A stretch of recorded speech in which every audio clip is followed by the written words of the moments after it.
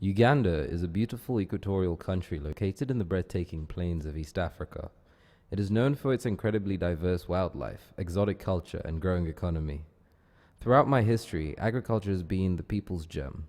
Before colonization in the 1900s, the lands were inhabited by two clans, the upper class cattle keepers and the lower class cultivators. Cattle keeping has always been a symbol of pride in us.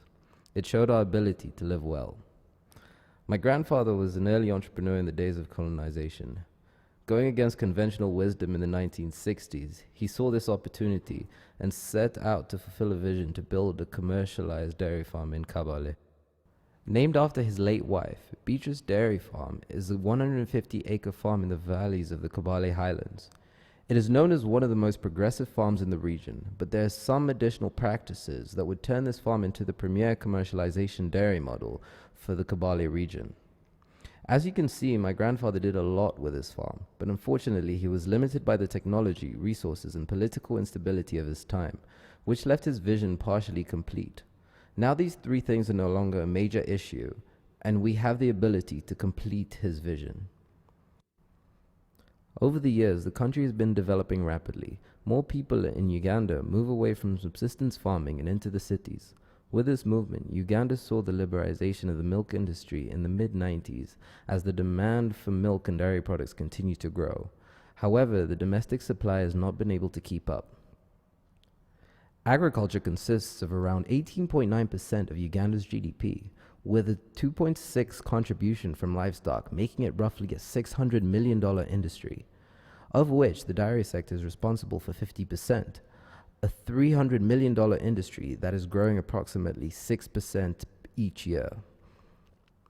The majority of the population are still subsistence farmers and therefore do not buy milk. So we figured our primary market would be urban areas. In Kabale municipality alone, there are approximately 50,000 people that consume about 39.7 liters of milk a year, which is equivalent to 0.1 liters of milk a day. That's 20% of the recommended consumption and about 13.7% of US consumption per capita. These facts give you a general picture of the market. However, the real indicator is the first-hand experience of seeing milk outlets in Kabale run out of milk within the first 2 hours of delivery from the farm, with people wanting more. Demand currently outweighs supply in a major way, demonstrating the need to increase milk production. All stages along the supply chain are operating below capacity. This shows the great shortage and need to overcome the shortage of milk. Reliable data is hard to come by, but the evidence that we found from talking to local farmers and outlets proved to us that there is a problem and a market.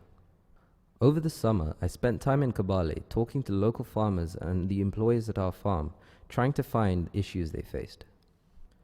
There are 4 major problems right now inhibiting the maximum potential of this farm: the lack of a nutrient-rich diet, the lack of a consistent food source all year round due to seasonal drought, poor genetic potential, and the lack of reliable electricity and water. My associate and I were inspired to take on this challenge.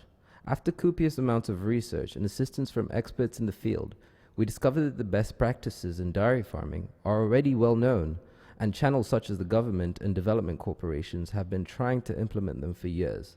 Then the question arose: why hasn't there been sustainable change in the commercialization of the dairy industry in Uganda? And the answer lies in one key word: implementation. It is because of implementation that the government and large companies' efforts have not been effective.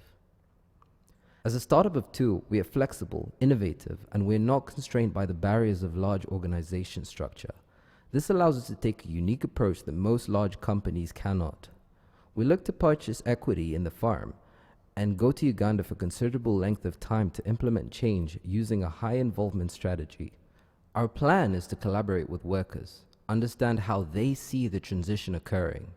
This allows us to share a vision, instead of attempting to blindly lead them to change old habits, causing them to have a stake in this and leading to sustainable change. Besides sharing the vision, accountability and work ethic related issues will be tackled with new lean record-keeping systems and bonuses proportionate to the increase in milk production brought by our transition. Let's bring sustainable, positive, and profitable change to Uganda.